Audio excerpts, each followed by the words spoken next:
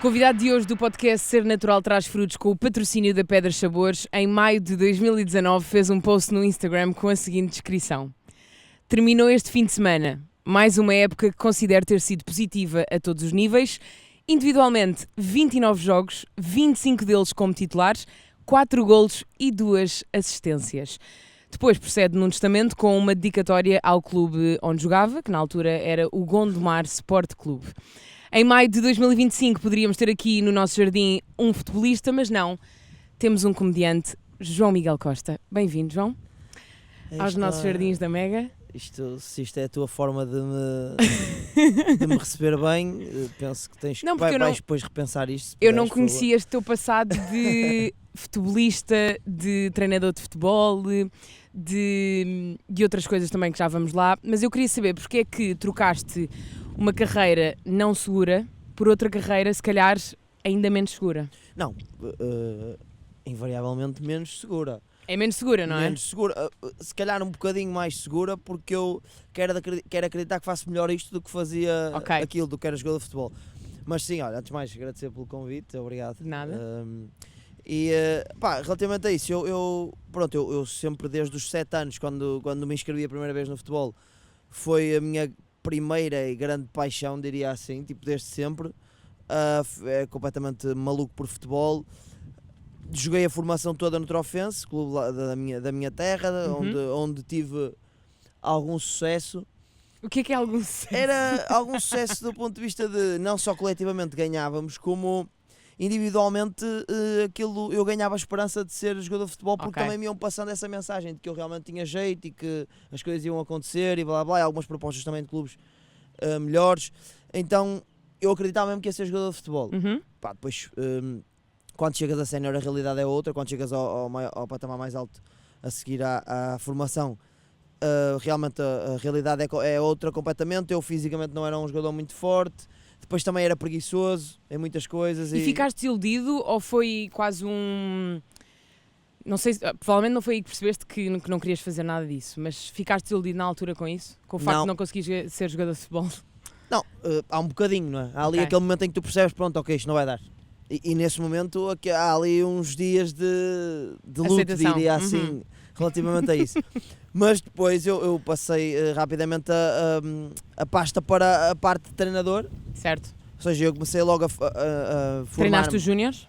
Sim, treinei os infantis, treinei quase todos os escalões da formação. Mas depois, quando estava a treinar os júniores do Alfenense, um clube onde eu também joguei, fui convidado para treinar os juvenis do Benfica, no ano a seguir. Para mim é estranho porque, ou seja, eu conheço-te há pouco tempo, mas tu tens, ou seja, eu não conheço muitos comediantes, mas tu tens um bocado de humor dentro de ti e é estranho pensar que poderias ter tido outra profissão. Tu já tinhas um bocado desse humor no teu dia-a-dia, mesmo estando numa coisa completamente diferente na altura? Havia um João Piadolas? Acho que sim. Nos últimos tempos, na última fase como treinador, por exemplo, no Benfica, aí já claramente, tipo no gabinete, já toda a gente estava à espera de quando é que eu ia mandar a minha bucha, em que momento é que eu ia mandar a minha piadinha, em que momento é que eu ia criar ali algum cenário de engraçado dentro do próprio gabinete. As pessoas já estavam à espera disso. Obviamente em momentos que não eram de trabalho, porque sinto que sempre fui profissional nas minhas tarefas, certo. Nunca falhei com isso, mas gostava sempre de brincar ali. As pessoas já começaram a perceber-se disso, e aí sim, nessa fase sim. No resto, os meus colegas dizem que sim, na parte de trás do autocarro, umas boquinhas, umas brincadeiras. Não me lembro nada disso, na minha cabeça. Era natural para ti? Sim, não me lembro de estar parte da tua personalidade. Não me lembro de estar a forçar para ser engraçado. Nos últimos anos já sim. No último ano, por exemplo, no Benfica, eu lembro-me que já havia um esforço consciente da minha parte para dizer a coisa mais engraçada. Ok. Porque basicamente quando tu começas a ser comediante, aquilo que te apaixona ou aquilo que te deixa mais, que te faz vibrar mais, é um riso de uma pessoa. Então tu fazes um esforço consciente para dizer a coisa certa, no timing certo, com a intuação certa, para que aquelas pessoas se riam, mesmo no teu dia-a-dia. Tu sentes pressão para ter piada? Mesmo hoje em dia? É mais uma pressão minha. Por exemplo, eu estou à mesa a jantar com... E não das outras pessoas, não é? Sim, eu estou à mesa a jantar com a família. E o meu pensamento é... há uma conversa e a minha cabeça está sempre permanentemente a pensar o que é que eu posso dizer agora, de que forma, com que intuação, que palavras é que eu posso usar agora para que esta gente se ria toda. e é tentar que toda a gente se ria. Certo. As pessoas, os rojões, tudo, até a comida tem que se rir, tudo tem que se rir naquele momento. E tu sentes essa pressão mais de ti do que dos outros. Eu acho que ninguém está à espera verdadeiramente. Claro que há aqueles parvinhos, não é? Pá, desculpem lá a palavra, mas é verdade. Tipo aquela malta que tu dizes que és comediante e eles dizem...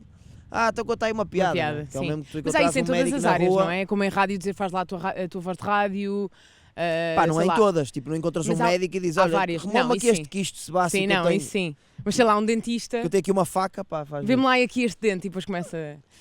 sim, mas no humor há isso, obviamente. Mas eu agora já adotei uma estratégia, quem me quiser perguntar na rua já sabem o que é que eu vou responder. Que é o quê? Uma vez contaram uma anedota muito má, horrível. Tu replicas. E eu conto sempre e digo, é isto que eu faço. Okay. E as pessoas ficam tipo, uau, isso é mau. E eu, pois é isso. Olha, isso que tu estavas a dizer pode vir também, e eu sei que tu és obcecado em consumir conteúdos de comédia. Achas que se aprende a fazer humor também com a observação e com essa opção de estar sempre a ver pessoas a fazer comédia, de ir ver comédia, de ver vídeos do YouTube de comédia? Achas que se aprende e se é melhor comediante dessa forma também? É um método para ti? Sim, eu acho que sim, claramente. Acho que é assim em todas as áreas, não é? Tipo, acredito na rádio também quando começaste, quiseste muito observar as tuas referências, claro. As pessoas que mais admiravas, acho que é assim. Mas há ali uma questão que é, e isso é que tu tens que conseguir dissociar disso, que é, por exemplo, o que nós vemos Netflix, stand-up da Netflix, mesmo até o próprio stand-up brasileiro no YouTube, aquilo passa por um processo que agora está a começar a conseguir ser feito em Portugal, mas não é fácil de fazer em Portugal, que é o número de vezes que eles atuam, não só o número de vezes, mas os espaços onde eles atuam, as pessoas com quem eles convivem, o facto de o stand-up estar muito mais desenvolvido nesses países faz com que essas pessoas tenham acesso a uma convivência e uma informação completamente diferente. Mas quando tu dizes as pessoas, é o comediante? O comediante. Okay. E o próprio público. Certo. O público já está muito habituado. mais... é um público de stand-up que está trabalhado para isso. É um público que já vê stand-up há muito tempo, já percebe a linguagem do stand-up, digamos assim. E em Portugal nós estamos a passar por uma fase de transformação. Então é bom tu veres e observares as tuas referências, mas é importante que tu adaptes ao teu contexto e que tenhas a percepção de que tu não vais conseguir fazer exatamente aquilo igual. E o próprio público também. Porque a Netflix obviamente veio trazer coisas muito boas para o stand-up. O stand-up começou a ficar mais conhecido por causa da Netflix também, mas também traz uma pressão diferente para os comediantes que é estranha, que é de repente as pessoas estão a querer que eu tenha exatamente a mesma competência quando vão ver um show de stand-up que o Bill Burr ou o Luís C.K. Tem uma referência tão grande e tão boa que para eles tem que estar quase ao mesmo nível. E eles fazem aquilo há 35 anos e não havia stand-up em Portugal há 35 anos. Eu acho que qualquer pessoa que pense durante 5 minutos consegue perceber que não é uma comparação justa. Sim, eu percebo isso, mas eu acho que é inconsciente. Mesmo até os próprios comediantes. Os comediantes, se tu perguntas a qualquer comediante português, eu diria que 90% deles te vão dizer que as grandes referências deles ou que as principais referências deles são comediantes dos Estados Unidos. Quase sempre. Pode haver ali Inglaterra também, Brasil também alguns, mas quase sempre vai ser Estados Unidos. Pá, eu acho que é uma referência que é difícil de tu seguires.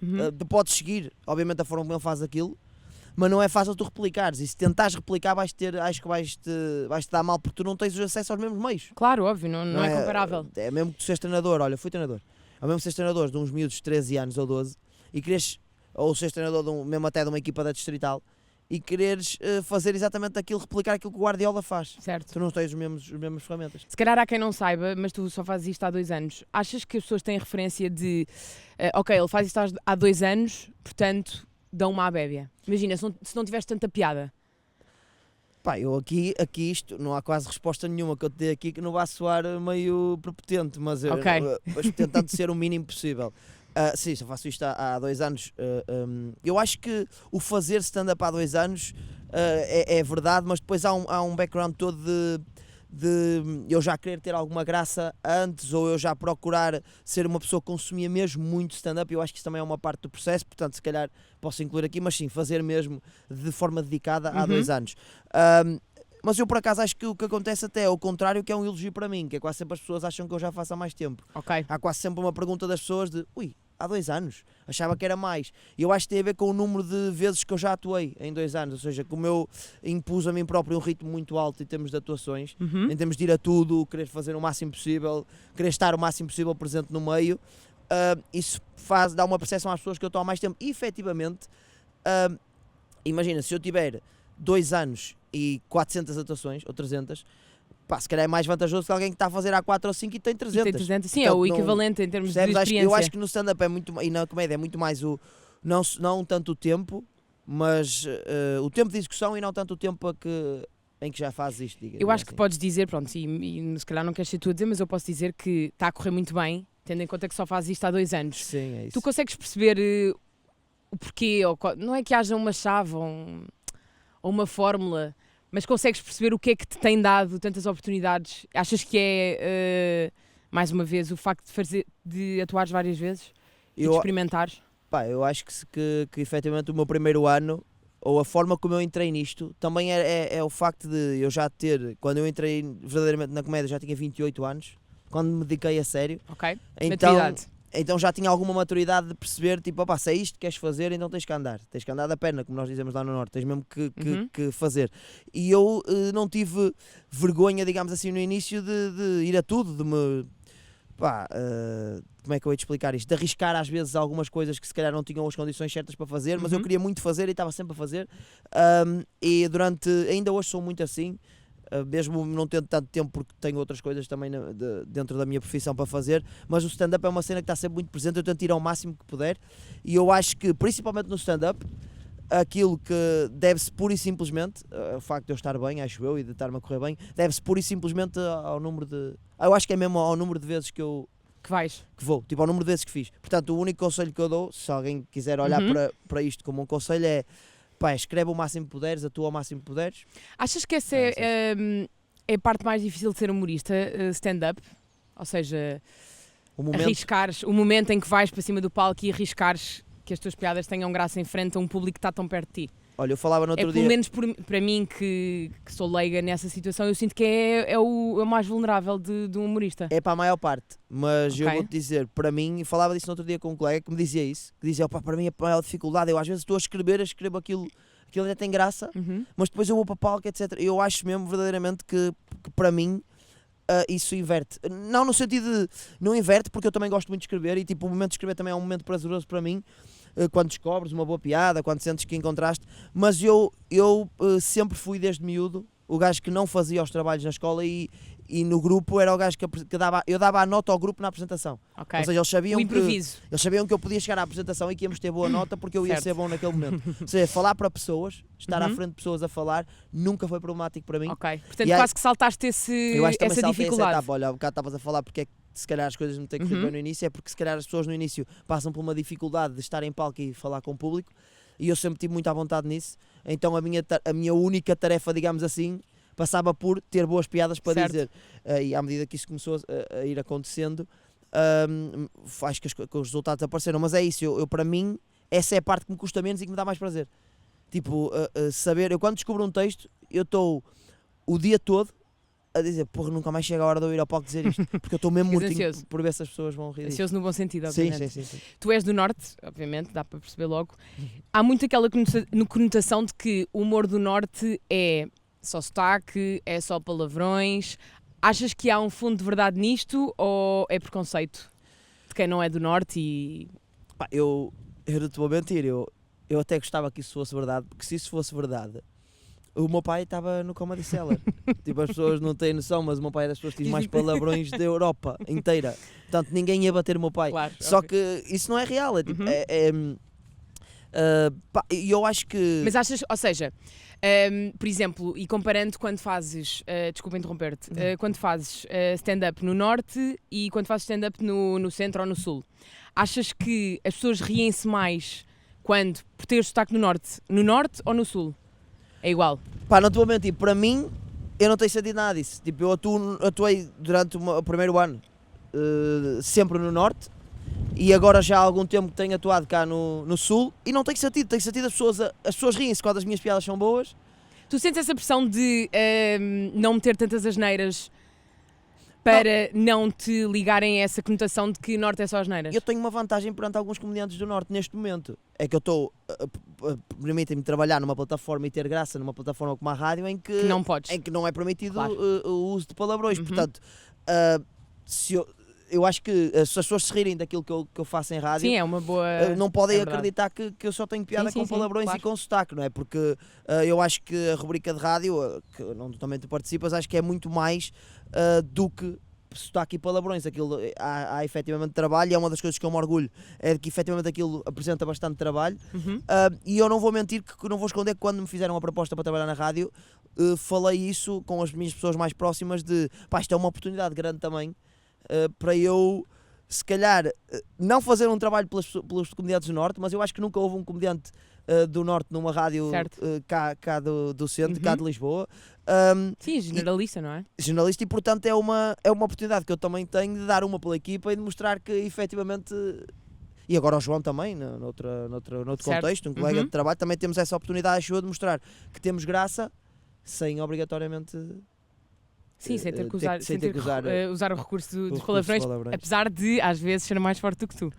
Já saiu uma ou duas vezes, espero que o diretor não mas esteja a ver. É no improviso, e é isso que tem graça, que é no improviso, é que às vezes sai... Sim, eu tenho que ter cuidado para não dizer, confesso. Mas isso é porque eu acho que há uma coisa que, na comédia, no geral, se tu estiveres a tentar fazer uma coisa em palco, ou na rubrica, ou etc., que não sejas tu, que fuja muito daquilo que tu és, aquilo vai ser difícil de ter graça. Claro. E o que acontece é que quando eu vou para o improviso, eu digo alguns palavrões, ou sai-me um ou outro palavrão, porque eu na vida real eu digo alguns.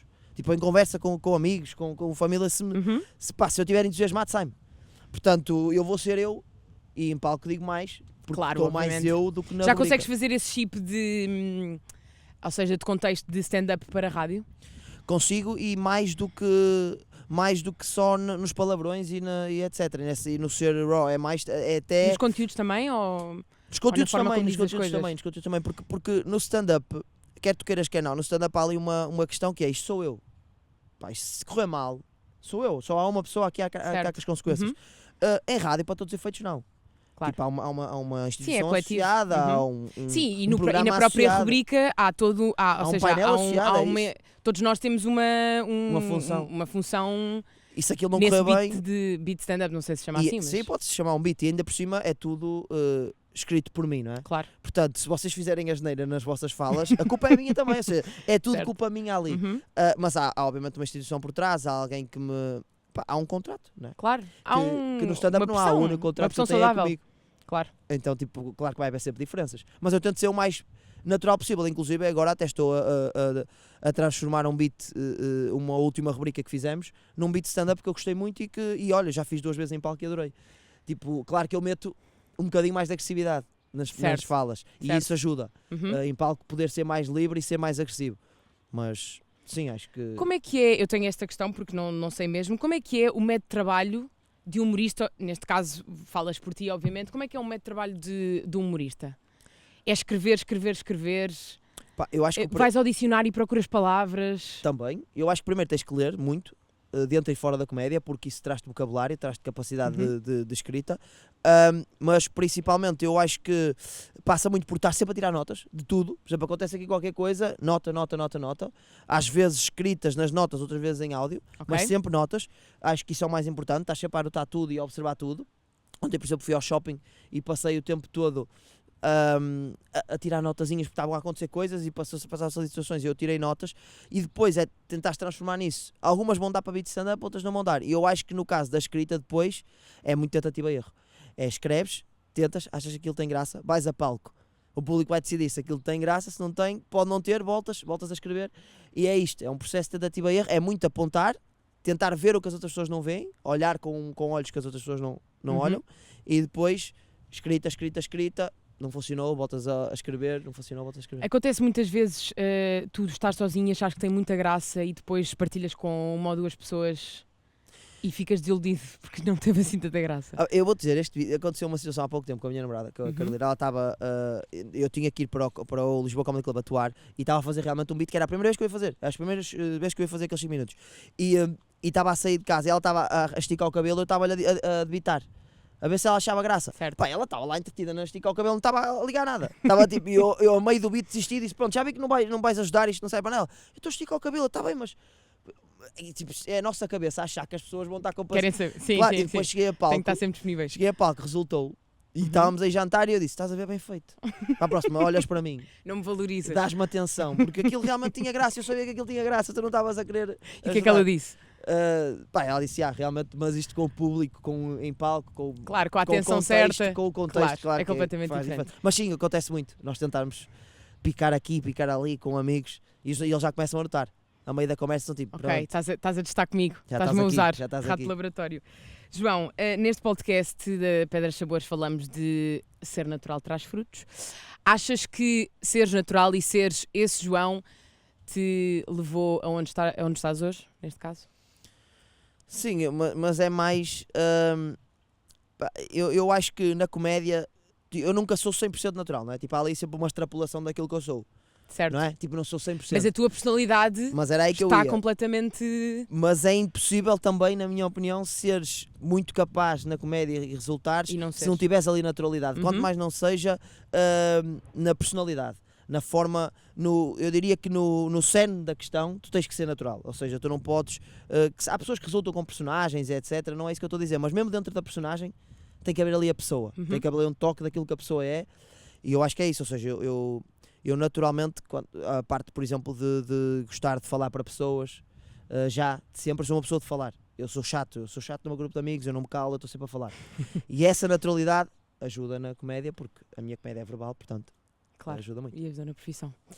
Obrigada, João. Olha, podemos Obrigado. fazer um brinde. Tu já bebeste metade desta... Porque ela é boa, é muito boa. Por isso é que eu bebi. Que é boa, yeah.